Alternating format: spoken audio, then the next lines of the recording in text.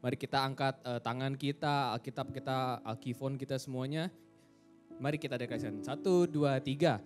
Inilah kabar baik. Saya diselamatkan oleh kasih karunia Allah, bukan oleh perbuatan saya. Saya dibenarkan, saya diubahkan, dan saya diberkati di dalam Dia. Sekarang saya tahu segala sesuatu terjadi dalam hidup saya untuk kebaikan. Karena saya dipanggil sesuai dengan rencananya. Bersama hidup untuk kemuliaan Allah.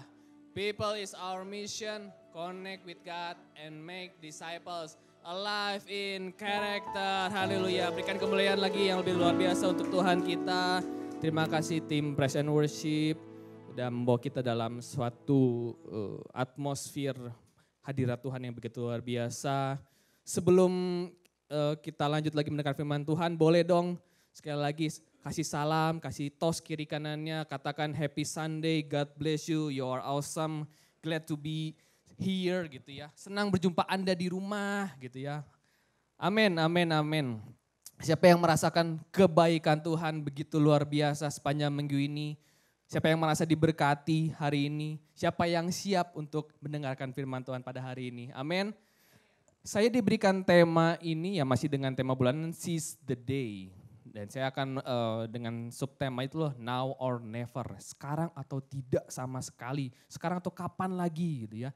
Sebenarnya seize the day ini saya senang banget dengan kata seize. Yang artinya tuh gak hanya kita kayak kita ambil aja. Tapi kita benar-benar mengambil alih, kita take control. Benar-benar kita mengupayakan sepanjang hari itu untuk kita benar-benar kita yang ambil kontrol, kita nggak ngasih kesempatan, kita nggak ngasih celah sedikit apapun itu untuk hal-hal yang buruk. Maka itu saya senang sekali dengan kata seize the day. Dan hari ini saya ingin mengajak Bapak Ibu Saudara semua untuk kita mengisi hari-hari kita dengan hal-hal yang baik.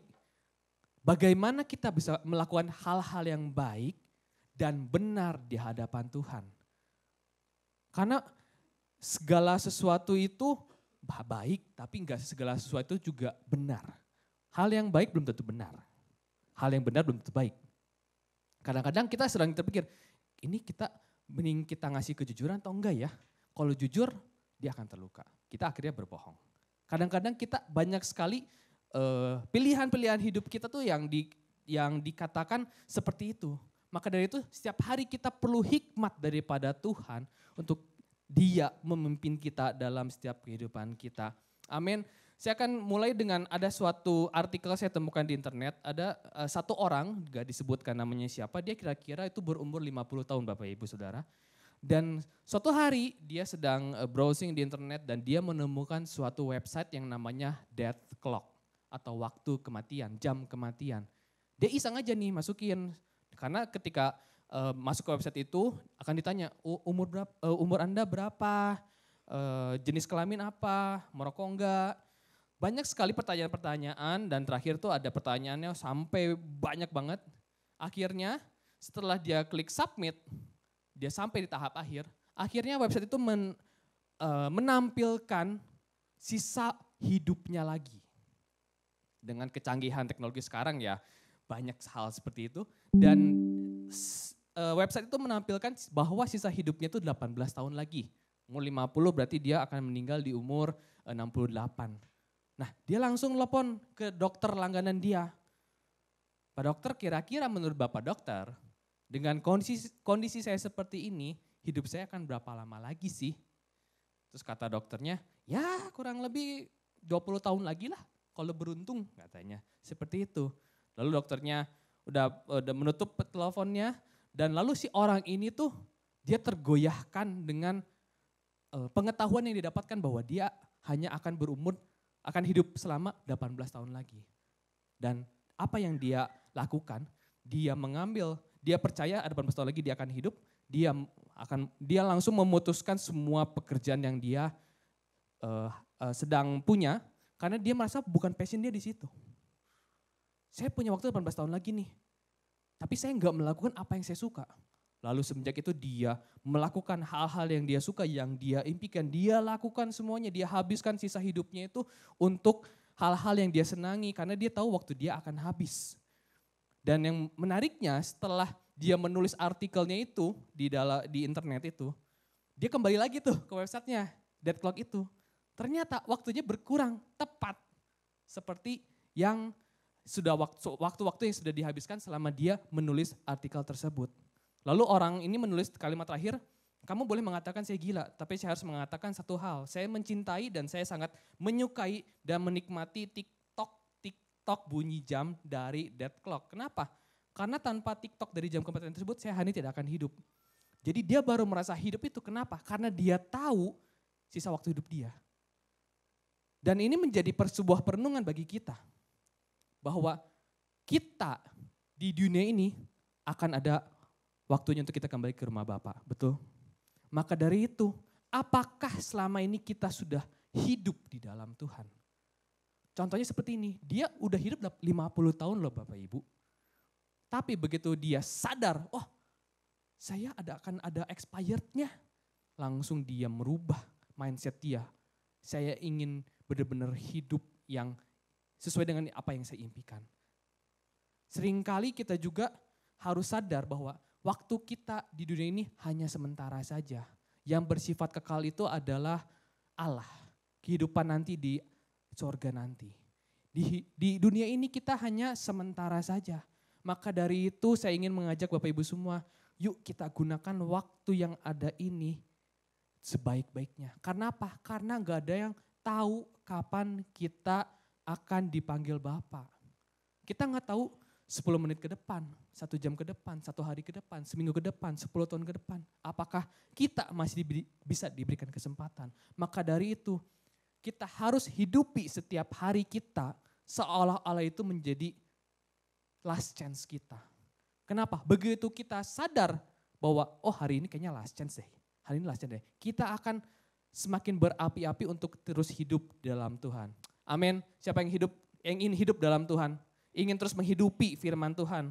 Tuhan itu memberikan waktu yang sama Bapak Ibu. Waktunya untuk setiap orang-orang itu mungkin kebanyakan ada yang berbeda dari 70 tahun, 80 tahun. Tapi seringkali kita melihat juga banyak orang dengan kesempatan yang sama, dengan umur yang sama, katakanlah 70 tahun, itu ada yang berhasil, ada yang gagal. Ada yang berulang kali itu jatuh di tempat yang sama tanpa belajar.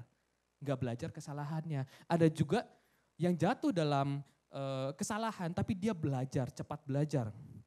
Ada juga yang menggunakan waktunya sangat-sangat baik.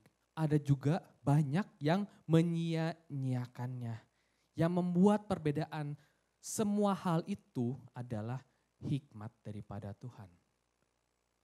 Hikmat daripada Tuhan, hikmat yang menuntun kehidupan orang-orang untuk apa sih yang dia harus lakukan pada hari itu, apa sih yang dia harus persiapkan, bagaimana sih dia menghidupi kehidupan ini supaya seturut dengan jalannya Tuhan.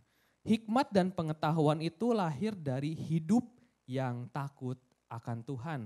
Nanti Bapak Ibu bisa lihat di Amsal 1 ayat 7, takut akan Tuhan adalah permulaan pengetahuan. Maka dari itu kita harus hidup takut akan Tuhan supaya apa? Supaya hikmat daripada Tuhan itu tersampaikan kepada kita dan kita tahu bagaimana kita harus hidup hari lepas hari. Banyak orang berpikir bahwa waktu saya masih panjang kok, saya masih muda kok, masih panjang hidup saya, nanti aja deh, besok aja deh. Ada sebuah quotes mengatakan diets always start tomorrow.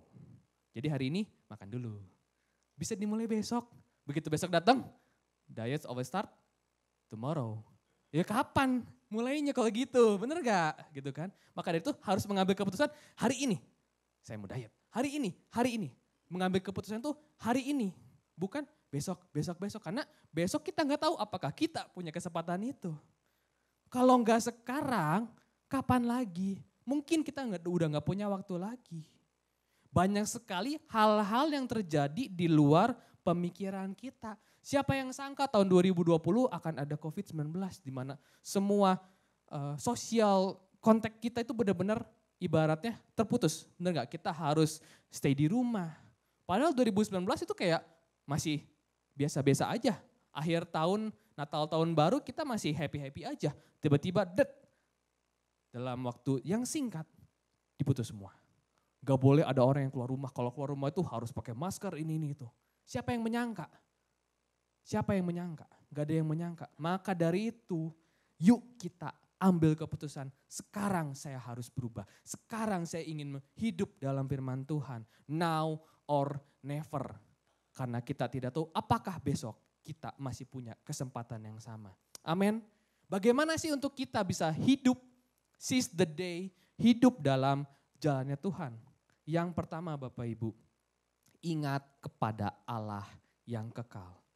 Ingat akan selalu kepada Allah yang maha hadir, Allah dimanapun dia berada, Allah yang kekal. Kita akan baca sama-sama dari Mazmur 90 ayat 1-3. Mazmur 90 ayat 1-3 dikatakan, doa Musa, abdi Allah. Tuhan, engkaulah tempat perteduhan kami turun-temurun. Sebelum gunung-gunung dilahirkan dan bumi dan dunia diperanakan, bahkan dari selama-lamanya sampai selama-lamanya, engkaulah Allah. Engkau mengembalikan manusia kepada debu dan berkata, kembalilah hai anak-anak manusia.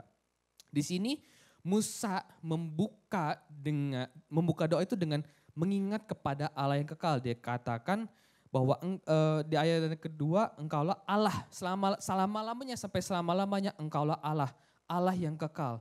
Ketika kita sadar akan kehadiran Allah yang kekal, akan Allah kita yang kekal, kita akan menyadari bahwa oh iya, saya ini hanya manusia terbatas yang hidupnya hanya sementara saja. Yang kekal itu hanya Allah. Kasih Allah itu yang kekal. Bahkan pemazmur sendiri mengingatkan bahwa kita akan kembali kepada debu. Karena kita diciptakan dari debu. Ketika dikatakan ya, engkau mengembalikan manusia kepada debu dan berkatalah, kembalilah anak-anak manusia. Jadi dengan jelas dikatakan bahwa kehidupan manusia ini hanya sementara saja. Kita akan kembali kepada debu. Ketika kita mengingat hal itu, kita akan teringat, oh iya, hidup saya hanya sementara, mungkin besok saya nggak punya kesempatan yang sama. Salomo, raja yang dikatakan memiliki hikmat yang sangat-sangat besar, bahkan tidak akan ada lagi raja sebelum dan sesudah dia yang akan sama hikmatnya seperti dia. Artinya dia adalah orang yang paling berhikmat. Orang yang memiliki segala sesuatu dalam kerajaannya. Dan dia ini kita bisa melihat Bapak Ibu kehidupan dia dari yang hidup takut akan Tuhan.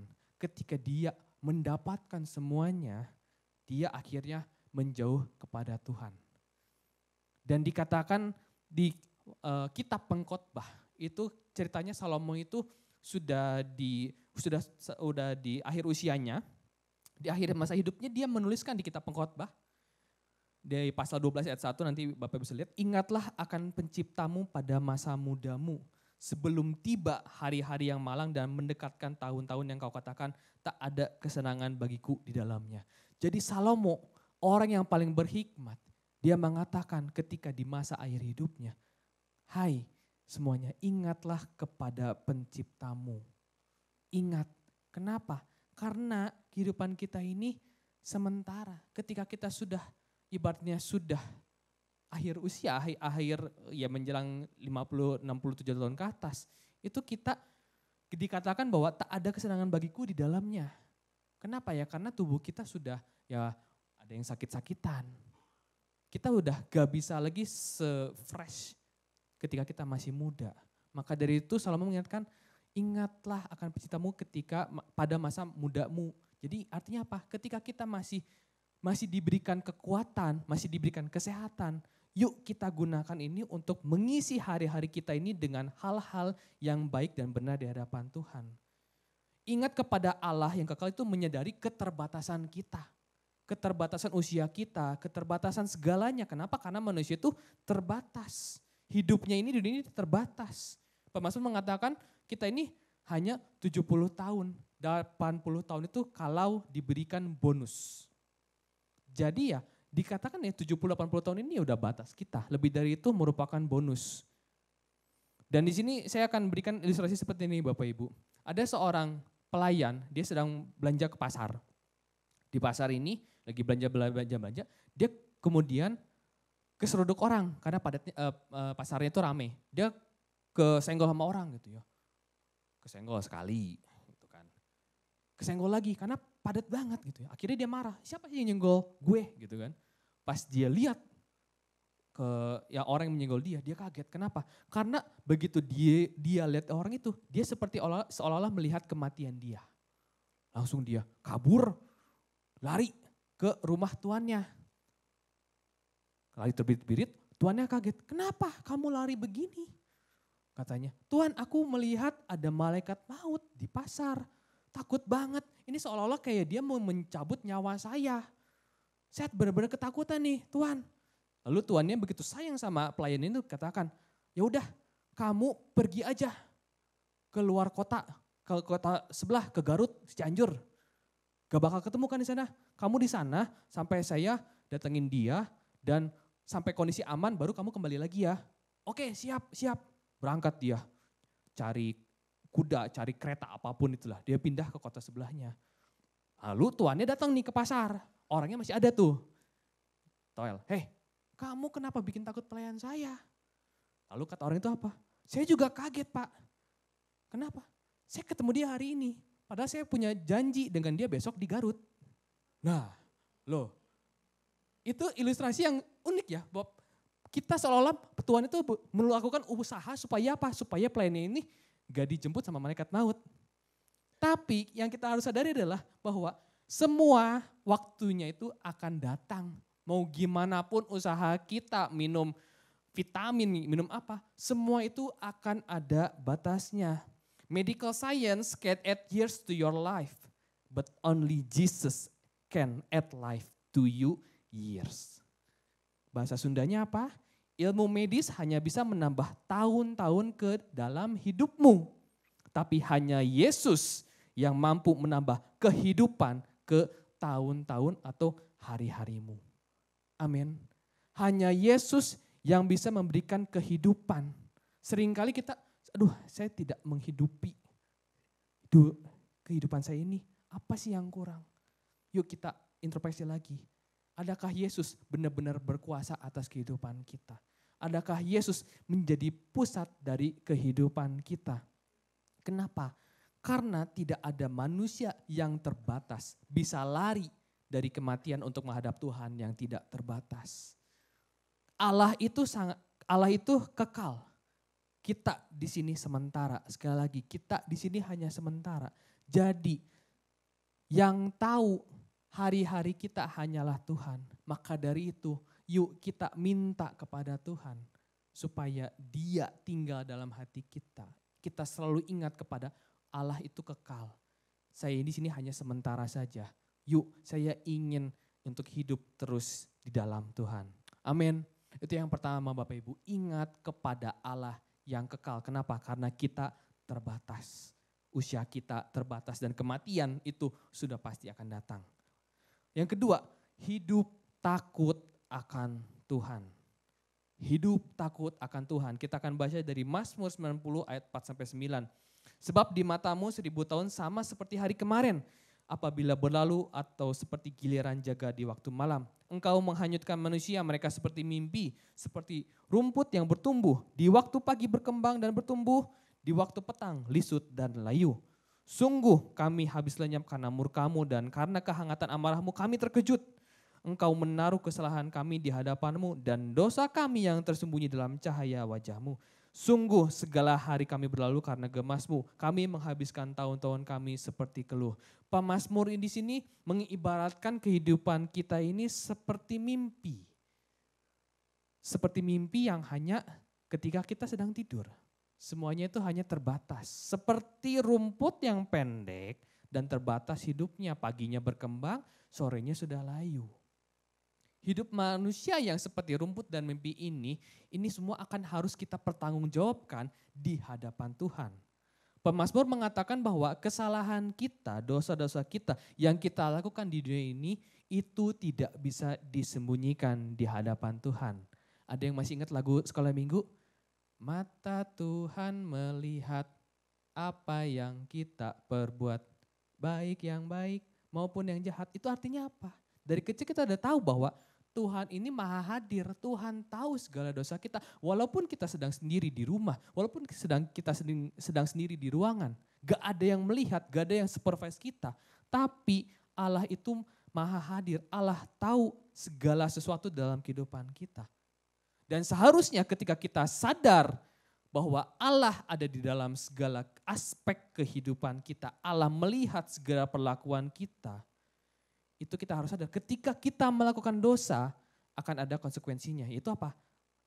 Murka dan amarah Tuhan. Dan ketika kita sadar akan konsekuensinya, kita ini akan memiliki rasa takut. Kenapa? Karena kita takut dihukum. Seperti seorang anak melakukan kesalahan, ketahuan bapaknya, ya dia takut dihukum. Anjing saya aja dulu Lesi, ketika dia melakukan suatu kesalahan, dia tahu dia salah. Jadi lucunya itu ketika saya sama Siska habis pergi keluar gitu ya. Si Lesi kan diantepin di rumah gitu kan. Nah dia tuh suka pipis sembarangan. Kalau dia lagi ibaratnya dia marah gitu kan. Kenapa gue ditinggalin. Dia pipis di karpet. Terus karpet itu gelap. Ya kalau dari mata saya nggak tahu dong itu udah pipis. Kapan pipisnya mungkin udah kering juga, saya nggak tahu. Tapi dia tuh menunjukkan dia tuh bersalah. Dia takut. Dia melakukan kesalahan, dia takut. Maka itu saya tahu, oh kamu salah. Dia melakukan kesalahan dan dia takut. Kenapa? Karena ada konsekuensinya, yaitu dimarahin sama saya, dibentak. Sama seperti kita, ketika kita tahu bahwa hal yang kita lakukan ini mendukakan hati Tuhan, hal yang berdosa, kita akan menjadi takut.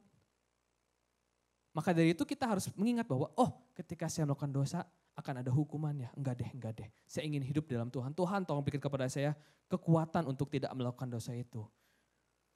Takut yang dikehendaki Tuhan itu bukan takut yang seperti itu, tapi lebih kepada penghormatan. Saya menghormati Tuhan. Kenapa? Karena saya sudah diselamatkan oleh kasih karunia Tuhan. Enggak deh, saya tidak ingin menundukkan hati Tuhan. Allah itu maha kuasa, maha tahu segala sesuatunya. Jadi bagaimanapun usaha kita untuk menutupi kesalahan itu, di mata Tuhan semuanya akan tersingkap. Kalau Tuhan tahu segala sesuatu yang kita lakukan dan suatu hari kita dimintakan pertanggungjawaban, seharusnya itu memberikan suatu rasa takut dan hormat kepada Dia, Allah yang sangat besar dalam kehidupan kita. Orang-orang zaman dulu itu menggambarkan Allah itu sebagai sosok yang menakutkan. Sosok yang mengerikan karena Allah begitu kejamnya. Ya contoh, ketika ada orang biasa masuk ke ruang kudus atau ruang maha kudus, secara instan dia akan mati. Kenapa? Karena dia gak layak. Tapi begitu Allah memberikan anaknya, Yesus Kristus mati untuk kita bisa datang kepada Bapa kapanpun kita mau. Oleh karena itu kita ini hidup di zaman kasih karunia. Dan digambarkan Allah itu sebagai apa? Sosok sahabat kita, teman kita, orang yang dapat kita andalkan, orang yang dapat kita curhat semau kita, orang yang bisa kita ketemui kapanpun. Kenapa? Karena penghalang itu sudah tidak ada. Kita hidup di zaman kasih karunia. Tapi seringkali karena kita menganggap Tuhan sebagai sahabat kita, teman kita kadang-kadang lost respect. Artinya apa? Udahlah Tuhan, udah tahu kan ya, gak apa-apa deh kali ini ya. Seringkali kita seolah-olah menggampangkan. Kenapa? Karena jujur aja ya, dalam kehidupan kita ke teman-teman pun kita kadang-kadang seperti itu ya. Udah apa, lu kan udah kenal gue. Tolong dong, kali ini aja deh, kali ini. Gak apa-apa ya. Seringkali kita jadi gak respect sama teman kita. Gak respect sama sahabat kita. Itu yang membuat bahayanya. Jadi ketika kita hidup takut akan Tuhan dan kita hidup di dalam kasih karunia Tuhan, kita harus berhati-hati. Kenapa? Karena seringkali kadang-kadang ketika kita sudah nyaman itu membuat kita itu tidak punya lagi rasa takut dan hormat kepada Dia. Konsep ini sangat-sangat berbahaya. Memang Allah sebagai teman kita, sebagai sahabat kita itu menghibur kita, menyenangkan kita, membuat kita damai, betul. Tapi jangan sampai kenyamanan, kesenangan itu, terhibur itu membuat kita tidak lagi respect atau takut kepada Tuhan. Tidak punya lagi rasa hormat lagi kepadanya. Kedekatan seharusnya menimbulkan penghormatan. Bukan sebaliknya. Bukan kedekatan menimbulkan ya udah deh biasa aja. Tapi kedekatan kepada Tuhan itu harusnya menimbulkan menghormati. Oh, dia sudah sahabat saya ingin menghormati dia. Dia senangnya apa? Ya udah saya lakukan hal itu.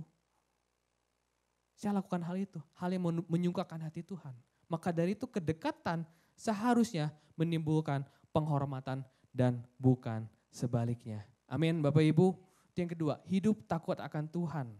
Hidup mendekat kepada Tuhan, carilah hikmat daripada Tuhan.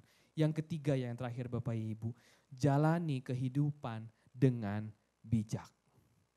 Sekali lagi, jalani kehidupan dengan bijak. Dikatakan di Mazmur 90 ayat 10-12, masa hidup kami 70 tahun dan jika kuat, 80 tahun dan kebanggaannya adalah kesukaran dan penderitaan sebab berlalunya buru-buru dan kami melayang lenyap. Siapakah yang mengenal kekuatan murkamu dan takut kepada gemasmu? Ayat 12, ajarlah kami menghitung hari-hari sedemikian hingga kami beroleh hati yang bijaksana.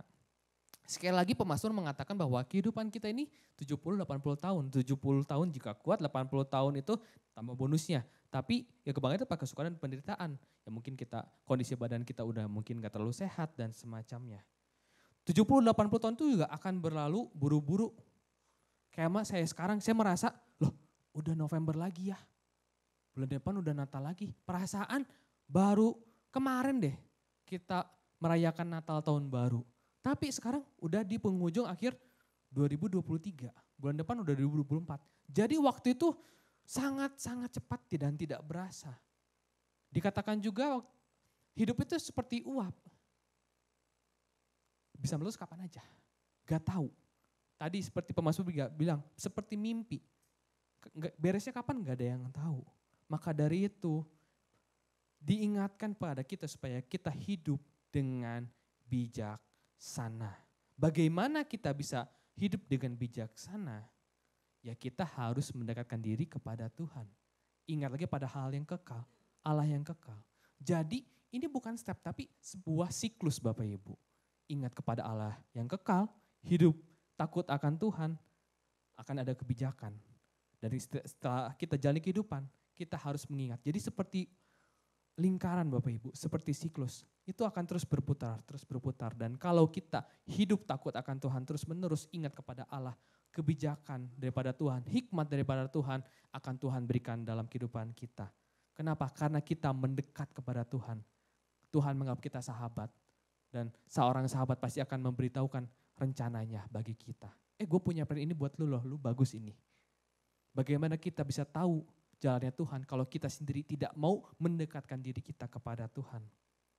Jalani setiap kehidupan kita, yang kesempatan yang Tuhan berikan itu dengan baik dan bijaksana.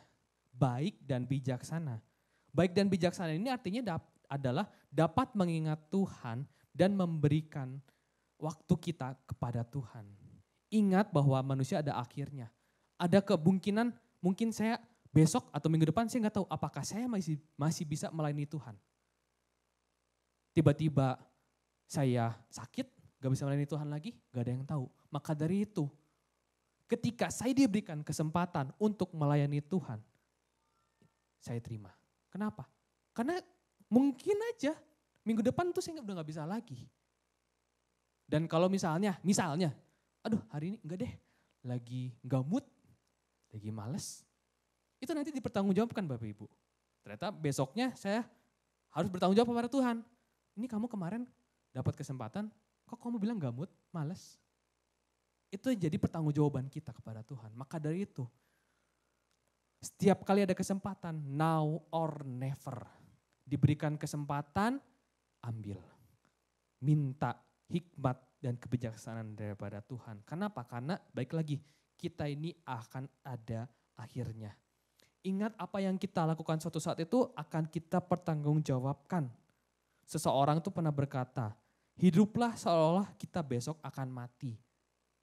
Jadi apapun yang ingin kita lakukan, kalau bisa lakukan sekarang. Tapi dengan hikmat daripada Tuhan. kita harus melakukan hal-hal yang kita lakukan itu dengan hikmat dan kebijaksanaan daripada Tuhan. Kenapa? Karena time is a mystery. Gak ada yang tahu kapan waktu itu berakhir, berapa lama lagi waktu yang kita miliki. Nanti Bapak Ibu bisa lihat di Pengkhotbah 9 ayat 11-12. Itu gak selamanya yang cepat itu tidak selalu menang, yang kuat tidak selalu unggul. Banyak sekali ya itu ayat aja nanti Bapak Ibu baca sendiri. Yang cerdas itu tidak selalu kaya. Yang cerdik itu tidak selalu terima kasih karunia. Kenapa? Karena semuanya itu sudah Tuhan buat rencananya. Gak semuanya itu berjalan dengan yang kita rencanakan.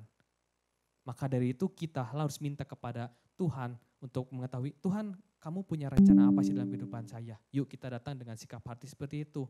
Waktu itu memiliki ada dua, Kronos dan Kairos. Kronos itu waktu yang terus berjalan. Kairos itu waktunya Tuhan. Dikatakan dalam Efesus 5 ayat 15-18, saya senang banget.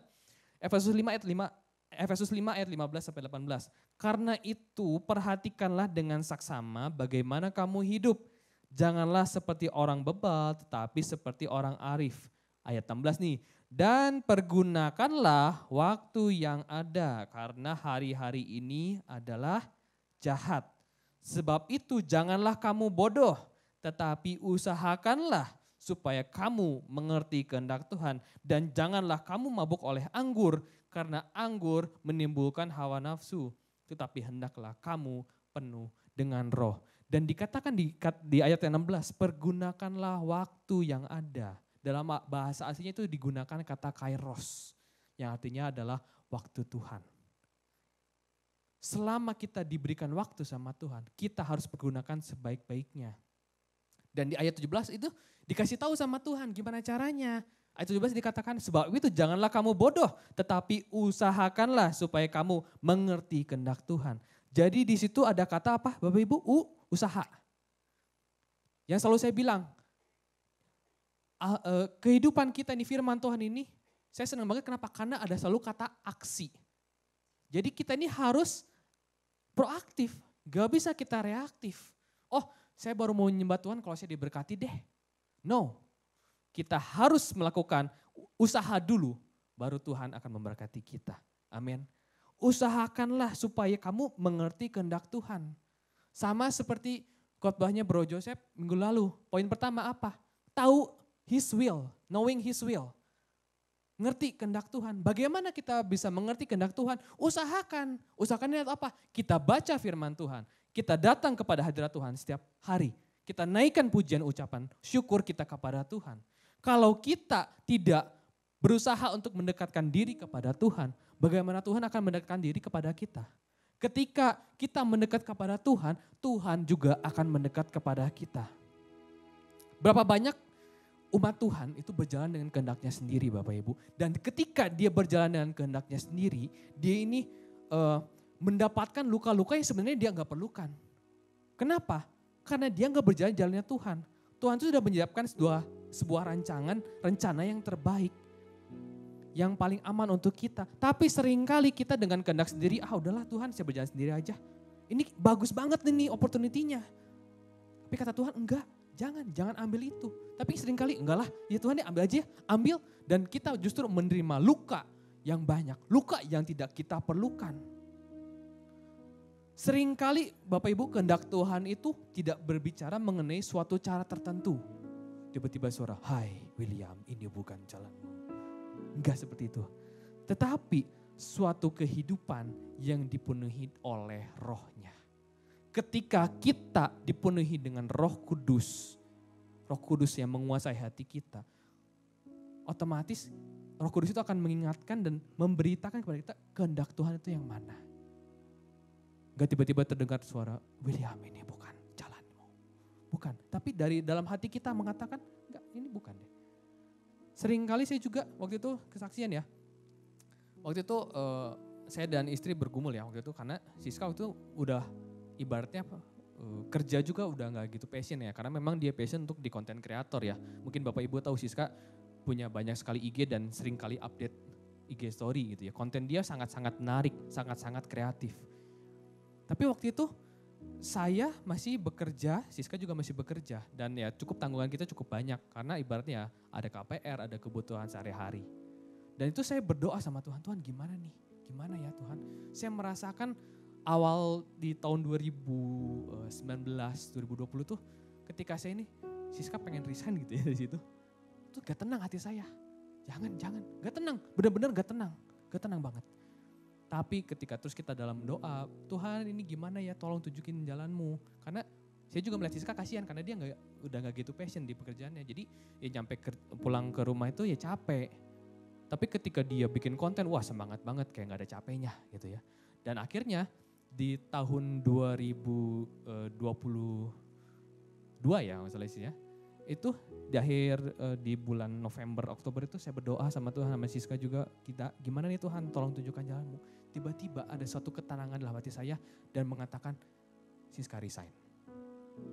Siska resign aja gak apa-apa. Itu dalam hati saya tuh mantep banget gitu rasanya Bapak Ibu. Akhirnya saya bilang, Sis resign aja gak apa-apa. Dan setelah itu dia semangat dong gitu ya, wah asik nih bisa resign gitu kan. Dan akhirnya dia resign Bapak Ibu di bulan Desember dia mengajukan karena kan harus ada 1 month notice ya, 1 bulan sebelum dia resign. Di bulan Januari dia hari terakhir. Di bulan Desember juga ketika dia mengajukan surat resignnya. Tahu gak Bapak Ibu, Tuhan sudah menyediakan suatu rancangan. Besoknya atau minggu depan yang lupa, dia langsung ditawari pekerjaan. Sis kamu bisa gak nge-casting untuk game ini? Oh kapan? Tanggal berapa? Tanggal 26 Januari. Sehari setelah dia resign. Dia resign tanggal 25, 26-nya langsung dapat pekerjaan. Coba aja saya waktu itu mengeraskan hati, enggak deh Siska jangan resign. Dia tidak akan mendapatkan kesempatan itu. Justru lewat kesempatan dia dapat caster di bulan Januari itu, Tuhan membukakan banyak sekali jalan untuk Siska. Jadi ketika kita tahu kehendak Tuhan, ketika kita dipenuhi dengan roh, ketika kita menjalani hari-hari kita dengan hidup yang takut, hikmat Tuhan itu akan diberikan kepada kita. Kenapa? Karena Allah sudah tahu rancangan yang terbaik bagi kehidupan kita Bapak Ibu. Kalau aja saya mengeraskan hati, Siska gak mungkin dapat kesempatan itu. Waktu Tuhan itu benar-benar menurut saya emas ya. Siska resign tanggal 25, 26 dia udah dapat pekerjaan. Hal yang membuat saya khawatir, Siska nanti pemasukan hilang dong, income-nya berkurang dong. Jadi cuma saya doang. Apakah saya mampu? Tuhan langsung jawab, tenang aja bro. Asalkan hidup kamu benar, asalkan kamu menuruti apa kataku, aku pasti akan mencukupkan engkau. Tuhan itu tahu apa yang kita butuhkan. Tuhan itu pasti mencukupkan yang kita butuhkan, bukan yang kita inginkan. Seringkali ya kita ingin. Tapi kata Tuhan, no. Yang kamu butuhkan itu yang aku cukupkan. Seringkali seperti itu Bapak Ibu. Akhir kata penutupnya adalah, penyesalan seringkali datangnya itu terlambat. Kalau di depan namanya pendaftaran ya. Jadi penyesalan itu seringkali datangnya terlambat. Aduh nyesel ya, Kenapa dulu saya nggak begini? Kenapa dulu saya nggak begini? Ketika sakit, kenapa dulu ketika saya sehat, kita tidak melakukan hal ini ya. Maka dari itu supaya kita nggak ada penyesalan, yuk kita jalani hari-hari kita ini dengan bijaksana. Perubahan itu harus selalu dimulai sekarang. Bukan besok, bukan 5 menit lagi, bukan 10 menit lagi, iya deh sejam ke depan deh, 2 jam lagi, enggak. Perubahan harus dimulai sekarang. Kenapa? Karena setiap keputusan yang kita ambil sekarang itu akan menentukan masa depan kita. Now or never. Selama Tuhan masih memberikan kepada kita kesempatan untuk hidup, kesempatan untuk melayani, kesempatan untuk membagikan firman Tuhan, maka ingatlah kepada Dia, ingatlah kepada Allah yang kekal, hidup takut akan Dia, hidup yang memiliki rasa penghormatan, dan yang terakhir, jalani kehidupan itu dengan bijak. Kenapa? Karena kalau kita ingat kepada Dia yang kekal, hidup takut akan Dia, Tuhan akan memberikan hikmat, kebijaksanaan kepada kita untuk kita bisa menjalani hari-hari kita dengan bijak. Mari Bapak Ibu kita ingat kepada Tuhan, ingat kasih setianya. Kalau masih diberikan kesempatan, yuk kita ambil kesempatan itu. Kalau kita ingin memutuskan sesuatu, yuk minta hikmat daripada Tuhan. Tuhan, apakah ini rancanganmu? Apakah ini jalanmu? Mari kita penuhi hari-hari kita ini dengan Roh Kudus, dengan pujian, dengan hati yang Tuhan, aku gak mau menjalani hari ini tanpa Engkau. Tuhan tolong hadir dalam hati saya supaya saya menjalani hari ini dengan penuh sukacita, dengan penuh kebijakan. Karena saya gak tahu apa yang akan terjadi, tapi yang saya tahu Tuhan selalu beserta dengan saya. Amin. Mari Bapak Ibu kita tundukkan kepala, kita datang kepada hadirat Tuhan. Saya teringat akan satu lagu lama ya, mungkin di minggu pertama juga sudah dibawakan. Mengingatkan kepada kita seperti dikatakan di Mazmur tadi, ajarlah kami Tuhan untuk kami boleh menghitung hari-hari kami, agar kami boleh beroleh hati yang bijaksana. Kenapa? Karena kebijaksanaan itu datangnya daripada Tuhan. Mari kita semua satukan hati kita datang benar-benar di hadirat Tuhan, meminta supaya Dia berkuasa atas kehidupan kita. Ajar kami Tuhan menghitung hari-hari agar kami beroleh hati bijaksana.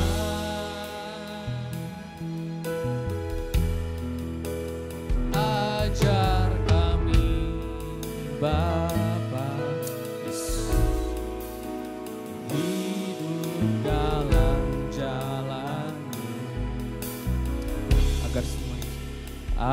agar semua rencanamu digenapi. Mari kita nyanyikan lagi dari awal Bapak Ibu, sama-sama. Ajar kami Tuhan menghitung hari-hari, karena waktu hari kami terbatas Yesus. Oleh hati bijaksana,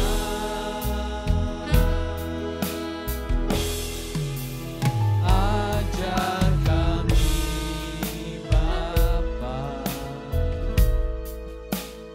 hidup dalam jalan-Mu,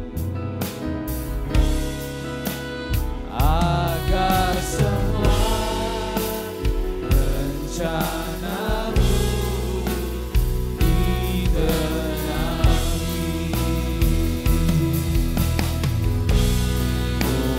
Mulialah nama-Mu Tuhan,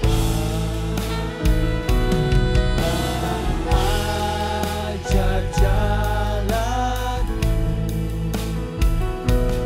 pimpin kami di setiap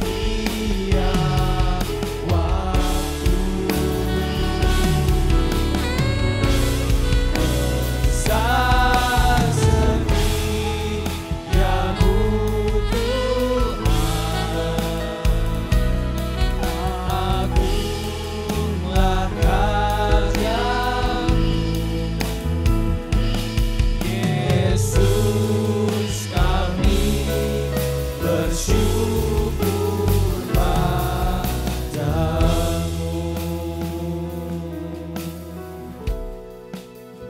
Mulialah nama-Mu Tuhan. Yes Lord, ini hati kami Bapa. Dan ajaib jalan. Yes, karena Engkau tahu Tuhan yang terbaik bagi setiap hati kami Yesus. Pimpin kami Yesus di setiap waktu. Besar setiamu Tuhan, agunglah karya-Mu,